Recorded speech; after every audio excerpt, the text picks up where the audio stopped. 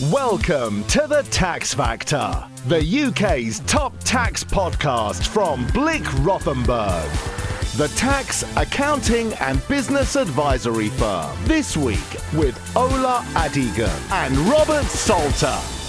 Welcome to The Tax Factor, the UK's top tax podcast. I'm Ola Adigun, a director at Blick Rothenberg specialising in VAT. And I'm Robert Salter. Robert, really good to have you on today. Well, I suppose the first thing is, as we've been hearing a lot about the government spending plans in the last 1 to 2 weeks, it seems quite reasonable to assume that we will be seeing potentially significant tax rises in the autumn budget to fund these pledges. But Robert, as a seasoned commentator at Blick Rothenberg, what do you feel about where the government could increase taxes in the autumn? Well, I certainly agree with the basic premise that there will be tax increases come October, although obviously given the way the government will do it, they'll obviously have the budget in October, and most of these things won't happen until at least April next year, if not further ahead than that. But if you look at things like the increasing defence expenditure, which the government, you can understand why they need to do it, I think we're going to have very significant tax rises. I've certainly seen some commentators out there suggest 24 billion of extra taxes. Now, if they're going to do that,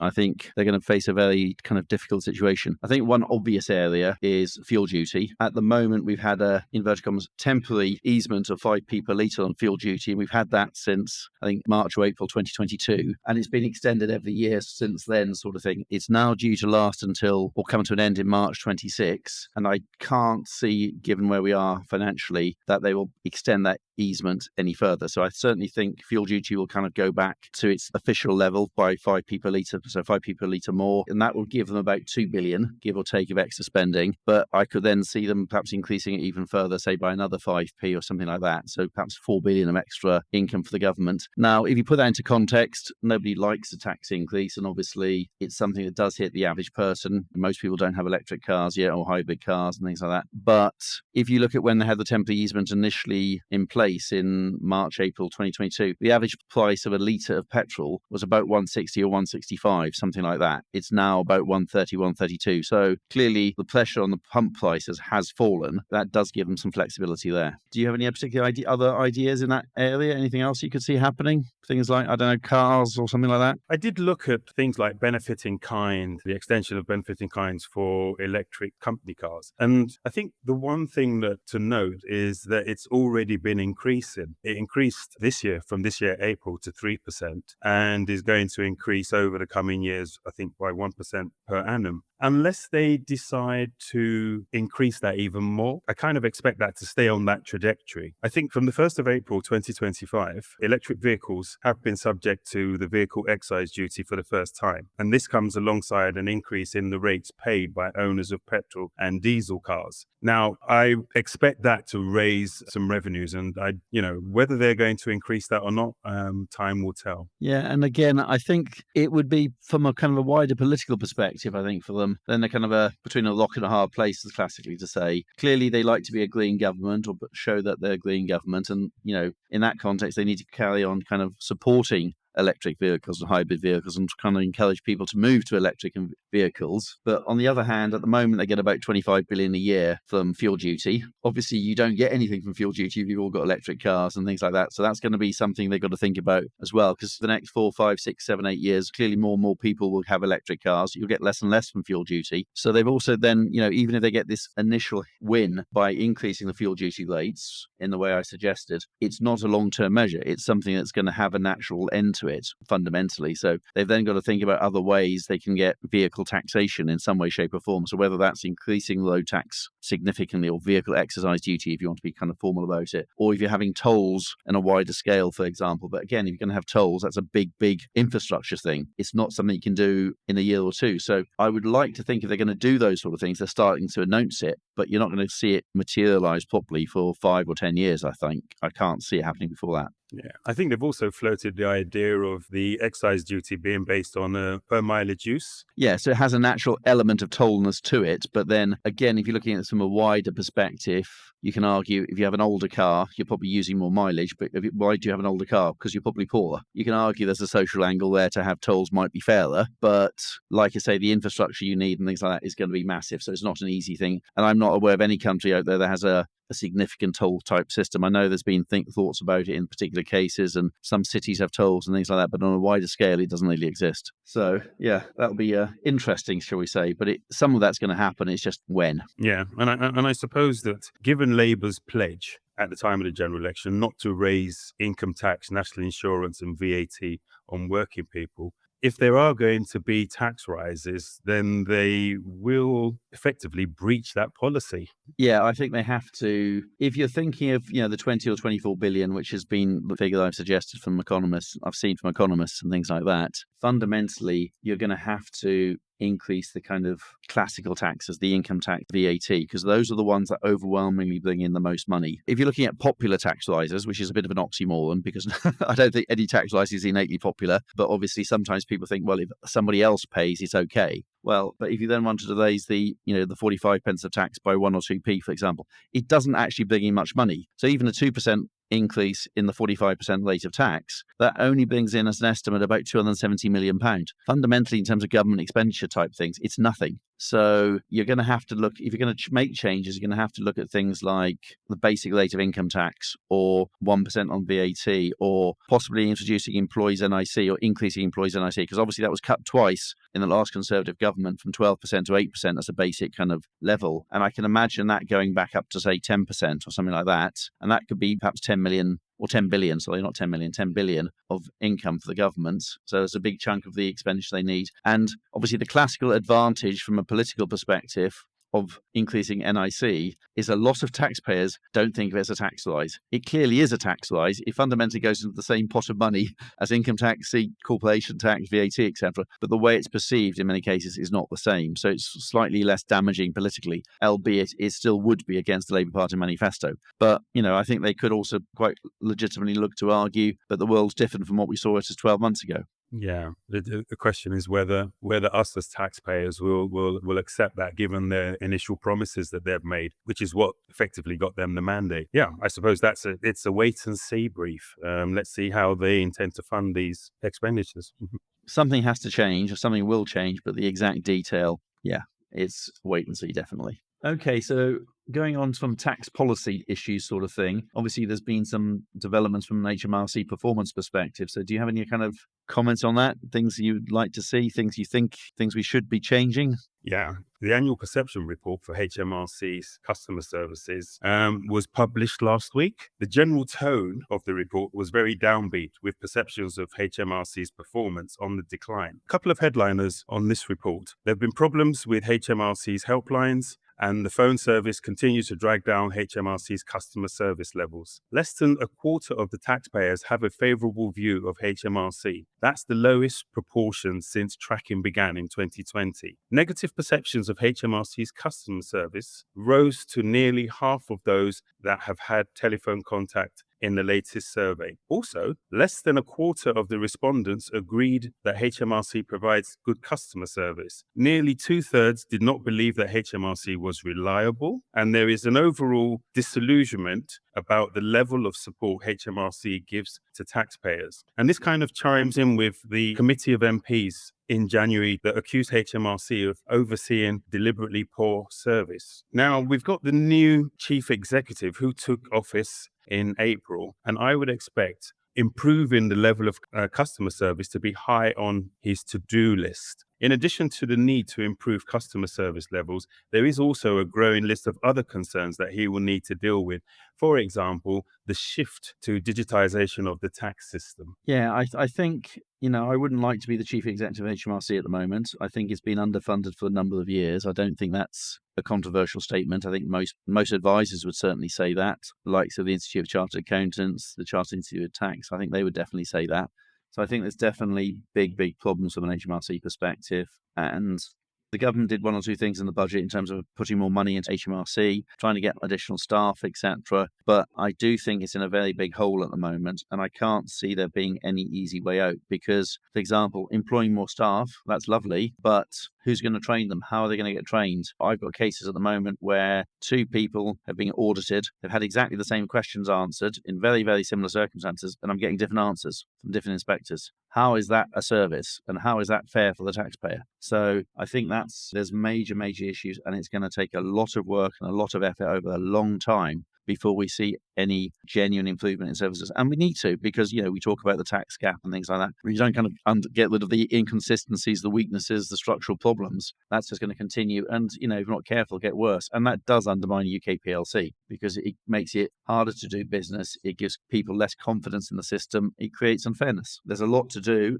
And, I do wish the new CEO a lot of success because we need it to be successful. Yeah. I also note that HMRC are outsourcing their call center services. They've put out a note. They originally put out a note a couple of months ago, but they've updated that just to kind of give the basis under which they will enter into an agreement to outsource the call services to an experienced service provider. Obviously, that calls into question a number of things. Who will be manning those services?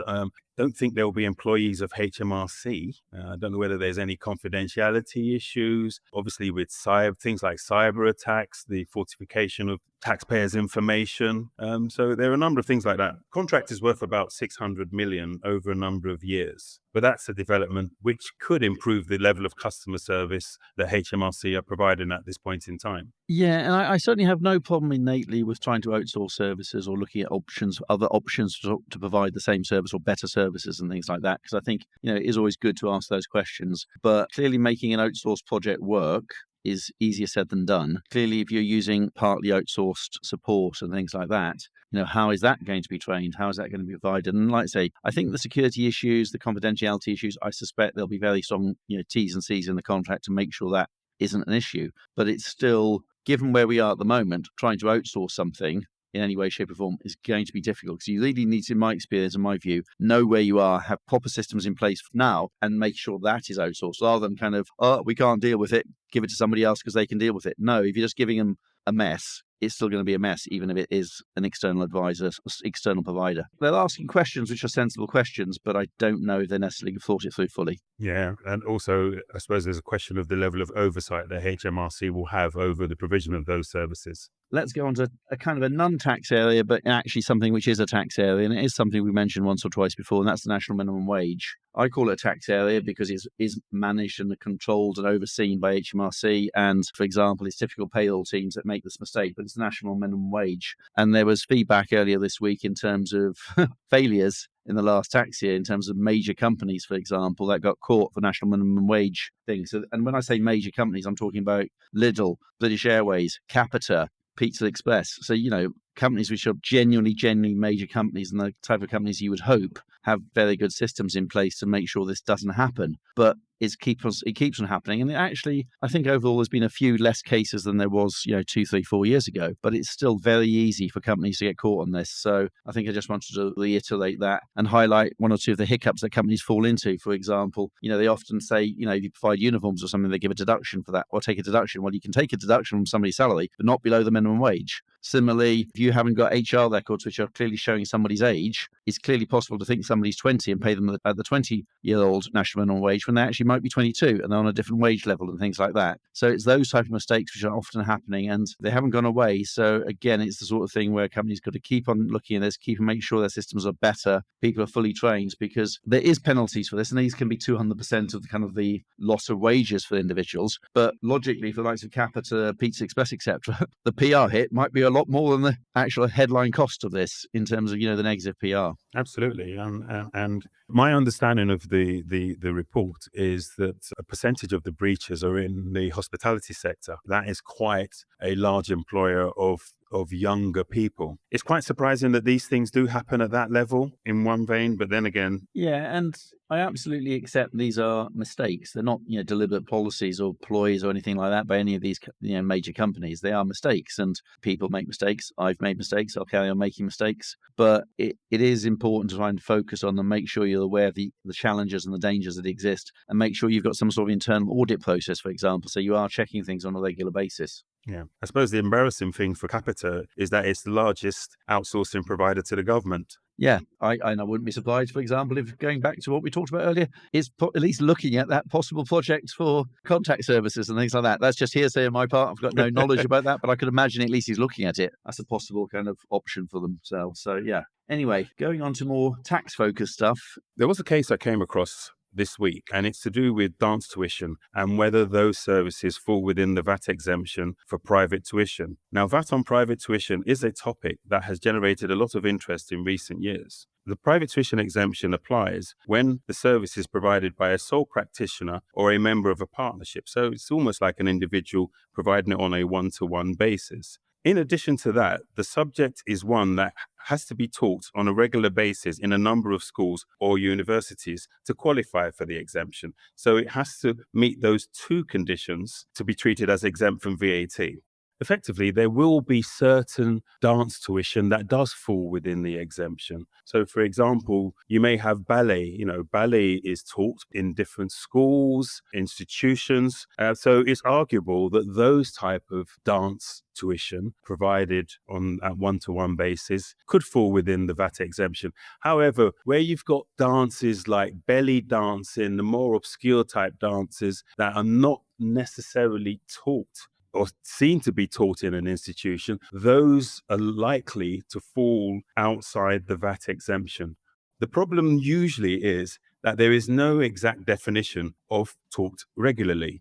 How long's a piece of string? So we've got problems like what percentage of schools or universities have to teach this for it to qualify as a VAT exemption, as to qualify for the VAT exemption. So we regularly get appeals against decisions where denial of the VAT exemption by HMRC has occurred. This is a similar number of cases. All of the three parties in this case were all providing dance tuition in different formats. Now, to cut a long story short, the first tier tribunal found in favour of HMRC that dance tuition is not a subject that is taught regularly in schools or universities and therefore does not qualify for the VAT exemption. Now, this is a cautionary tale for providers of private tuition that cannot prove or demonstrate that their services are taught regularly in a school or in a university. That sort of thing will come up in different scenarios with different courses or different subjects. Because again, the idea of taught regularly, how long is that piece of string? And obviously it could also change over time, because if suddenly dance becomes part of the GCSE curriculum, for example, it would presumably change the answer. Yes, because you have drama. Yeah, and I suppose that's where